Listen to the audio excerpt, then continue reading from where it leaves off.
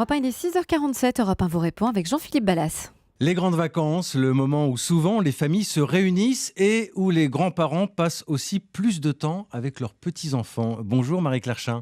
Bonjour. Responsable de la commission écoute-échange à l'école des grands-parents européens. Tout un programme. Alors, c'est l'époque, effectivement, où on a l'impression qu'on se crée un peu des nœuds au cerveau, finalement, à se demander sans cesse où est la place des grands-parents par rapport à leurs petits-enfants. Oh, cette place, elle est absolument essentielle.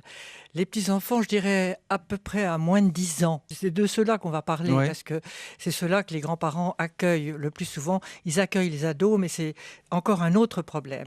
Mais pour les petits-enfants, les grands-parents sont absolument le repère indispensable. Les parents qui confient leurs enfants aux grands-parents, c'est en toute confiance et ça fait un plaisir fou aux grands-parents, même si c'est très fatigant. Alors, quand je parle de nœuds au cerveau, j'ai l'impression qu'on se pose quand même plus de questions aujourd'hui, que c'était plus simple avant, non ? C'était plus simple parce que les petits-enfants étaient beaucoup moins, je dirais, éveillés. Actuellement, si vous voulez, vous avez des petits-enfants de 2 ans, 2 ans et demi qui parlent très très bien. Vous avez des enfants de 5, 6 ans. Bon, les parents disent il est surdoué. Non, il n'est pas surdoué, il est simplement un peu plus éveillé. Je crois que la société a beaucoup changé et que les réseaux sociaux, comme l'ordinateur, enfin tout ce qui est toutes les images, tous les écrans, favorisent un éveil des petits-enfants qui sont beaucoup plus réceptifs, beaucoup plus vivants. Alors évidemment, les grands-parents sont parfois dépassés parce qu'ils n'ont pas tout à fait les mêmes techniques. Il y a des tas de grands-parents que je connais à l'école des grands-parents qui ne sont pas tous Des avec geeks. des emails, voilà. Mais il y en a beaucoup qui sont maintenant branchés et qui apprennent, qui ont la tablette et ils apprennent aux petits-enfants. Les petits-enfants arrivent, ils jouent avec la tablette. Alors, il y a des petits-enfants, je vous raconte une petite anecdote. Ouais. J'ai été interviewé là-dessus, des petits-enfants qui ne veulent pas aller chez les grands-parents quand ils n'ont pas Internet.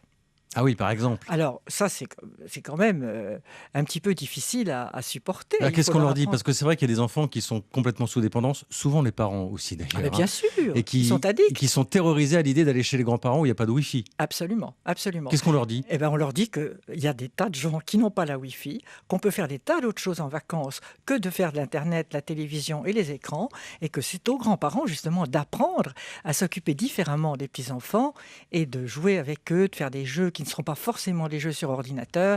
Il y a des quantités de jeux, de cartes, des petits chevaux. Enfin, on peut jouer aux jeux anciens. Il va falloir Et- les convaincre quand même, les enfants, sur les petits chevaux, non ? Non, mais je crois que les enfants sont tout à fait aptes à être convaincus. Ça dépend aussi beaucoup de la manière dont ils sont élevés par leurs parents, hein.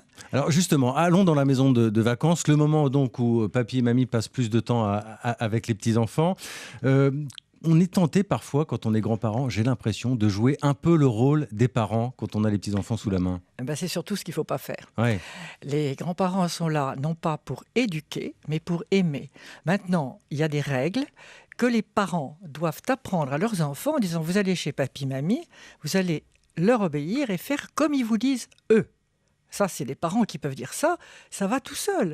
Mais il y a beaucoup de parents qui ne disent rien et qui, justement, passant les vacances, parce que quand les grands-parents ont les enfants seuls, ça va en général très bien. Il n'y a pas de souci.